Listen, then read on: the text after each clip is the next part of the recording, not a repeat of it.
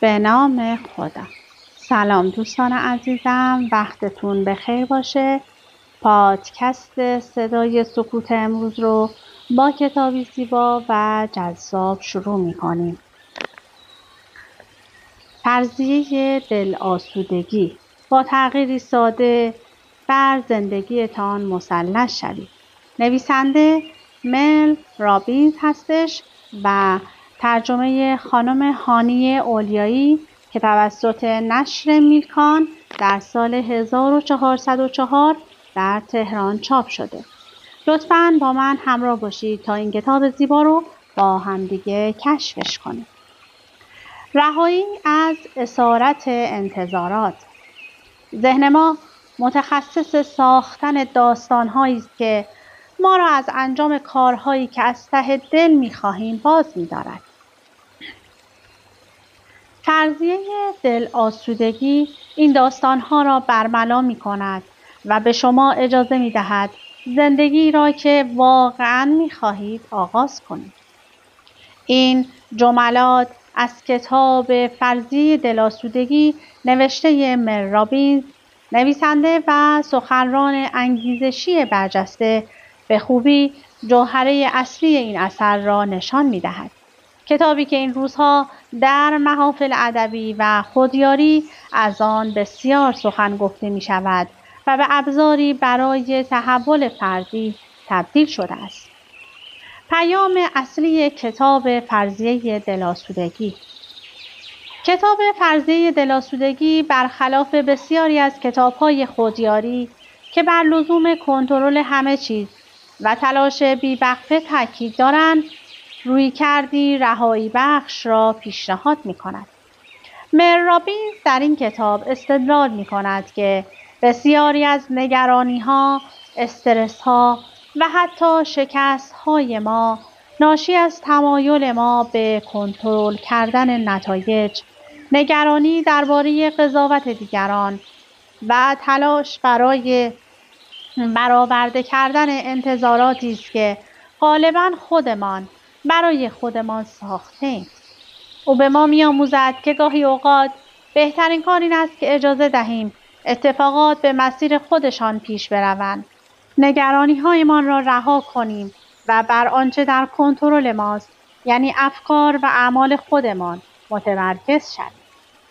این کتاب در فصول مختلف خود با مثال‌های عینی و تجربیات واقعی هم از زندگی خود رابینز و هم از مخاطبانش به خواننده نشان می‌دهد که چگونه می‌توان از چرخه بی‌پایان اضطراب و نارضایتی رها شد. رابینز با زبانی صریح، گاه طنزآمیز و کاملاً کاربردی به خواننده می‌آموزد که چگونه با رها کردن بایدها و پذیرفتن می‌خواهم‌ها می‌توان به آرامش درونی و رضایت بیشتری دست یابد. او به جای ارائه راهکارهای پیچیده بر یک اصل ساده اما قدرتمند تاکید دارد. وقتی چیزی شما را ناراحت می‌کند، به جای تقلا برای تغییر آن، گاهی تنها کافی است که اجازه دهید اتفاق بیفتد. این به معنای بی‌تفاوتی نیست، بلکه به معنای رها کردن نیاز به کنترل و اضطراب ناشی از آن است. سبک نوشتاری مل رابینز ساده و روان برای همه. همچون دیگر آثارش بسیار روان، صریح و گیراست. او از زبان محاوره و لحنی دوستانه استفاده می‌کند که باعث می‌شود خواننده به راحتی با او ارتباط برقرار کند. رابینز به جای استفاده از اصطلاحات تخصصی روانشناسی، مفاهیم پیچیده را با تشبیهات ساده و مثال‌های روشن توضیح می‌دهد. این ویژگی باعث می‌شود که کتاب برای طیف وسیعی از خوانندگان، حتی آنهایی که بیشتر تجربه زیادی با کتاب‌های خودیاری نداشته‌اند، قابل فهم و جذاب باشد. نقل قول‌های متعدد از تجربیات واقعی افراد و داستان‌های شخصی خود نویسنده به کتاب اعتبار و جذابیت خاصی می‌بخشد. معرفی کوتاه نویسنده. مر رابینز متولد 6 اکتبر 1968 در کانزاس سیتی، میسوری، نویسنده امریکایی، سخنران انگیزشی، میزبان پادکست و وکیل سابق است. او تحصیلات خود را در کالج دارتموث به پایان رساند و مدرک حقوق خود را در سال 1994 از دانشکده حقوق کالج بوستون دریافت کرد.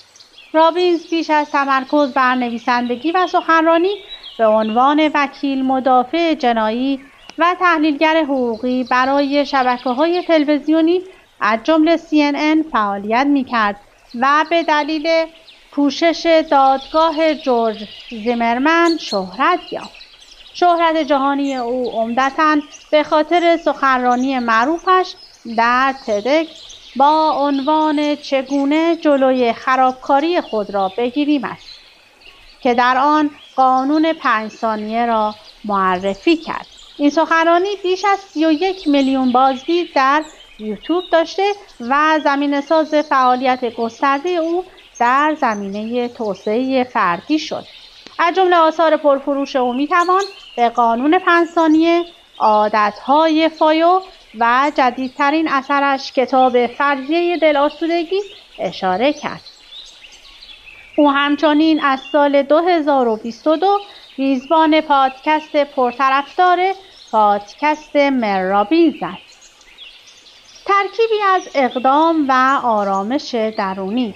مر رابینز به عنوان سخنرانی الهام بخش همواره در تلاش است تا پیام‌های کتاب‌هایش را از طریق سمینارها و رویدادهای عمومی به گوش مخاطبان بیشتری برساند. کتاب فرضیه دل‌آسودگی را می‌توان در امتداد فلسفه قانون 5 ثانیه او دانست. با این تفاوت که به جای تأکید صرف بر اقدام، بر اهمیت رها کردن و پذیرش نیز تأکید دارد. این کتاب ابزاری قدرتمند برای تغییر طرز فکر است که می‌تواند به شما کمک کند از بار سنگین انتظارات رها شوید و زندگی را که واقعاً می‌خواهید آغاز کنید. اگر به دنبال کتابی هستید که شما را به اقدام و در عین حال به آرامش درونی دعوت کند، کتاب فرضیه دل‌آسودگی انتخابی عالی است. این کتاب به شما کمک می‌کند تا با خودتان مهربان‌تر باشید و اجازه دهید زندگی به سادگی جریان یابد، بدون اینکه خودتان را درگیر دغدغه‌های بی‌مورد کنید. چه می‌شود اگر کلید خوشحالی، موفقیت و عشق نگرشی ساده باشد؟ آیا شده احساس کنید در زندگی گیر افتاده اید و درماندگی یا ناامیدی به سراغتان بیاید؟ خب، مشکل از خود شما نیست، از قدرتی است که به دیگران می‌دهید. 2 کلمه ساده: اجازه بده شما را آزاد خواهم کرد. با خواندن این کتاب از نظرات، ماجراها و قضاوت‌های دیگران و همچنین چرخه فرساینده تلاش برای مدیریت همه چیز و همه کس خلاص می‌شوید. این کتاب قدرت ساختن زندگی مورد علاقه تان را به شما باز می‌گرداند. این کتاب در حوزه توسعه فردی و روانشناسی انگیزشی قرار دارد و به اهمیت پذیرش زندگی، مواجهه با چالش‌ها و یافتن آرامش درونی می‌پردازد. کتاب تاکید می‌کند که بسیاری از ناراحتی‌ها و اضطراب‌ها ناشی از مقاومت در برابر واقعیت است. پذیرش شرایط فعلی اولین گام برای رهایی از این احساسات است. رابینز معتقد است که تلاش برای کنترل همه چیز از جمله افکار و احساسات دیگران می‌تواند منجر به استرس و اضطراب شود. او پیشنهاد می‌کند که برخی از مسائل را رها کنیم و اجازه دهیم تا خودشان پیش بروند. این کتاب بر اهمیت تمرکز بر افکار و اعمال خودمان تاکید دارد.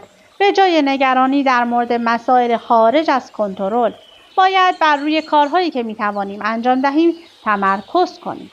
کتاب به اهمیت ارتباط با دیگران و دریافت حمایت از آنها اشاره دارد. با این حال، این ارتباط باید بر اساس احترام متقابل و بدون وابستگی افراطی باشد. در نهایت کتاب به خواننده کمک می‌کند تا با رها کردن نگرانی‌ها و پذیرش زندگی به آرامش درونی دست یابد. مردم نظرات منفی درباره شما و هر کاری که انجام می‌دهید خواهند داشت. اجازه دهید قضاوت کنند. اجازه دهید واکنش نشان دهند. اجازه دهید به شما شک کنند. اجازه دهید در تصمیمانتان تردید کنند. اجازه دهید درباره تان اشتباه کنند. به جای اینکه وقتتان را با نگرانی درباره آنها تلف کنید، زندگی را به گونه‌ای ادامه دهید که باعث شود به خودتان افتخار کنید. خب این کتاب بیشتر برای معرفی کردن بود. بسیار کتاب زیبایی هستش. اگر به کتاب‌های خودیاری علاقه دارین، به شما پیشنهاد میکنم حتما این کتاب رو برای خودتون تهیه کنید و تا انتها بخونید. اگر بیشتر از این کتاب در اختیار من بود، حتما برای شما میخوندم. از اینکه با من همراه بودید سپاسگزارم. تا وایس بعدی، خدا نگهدارتون.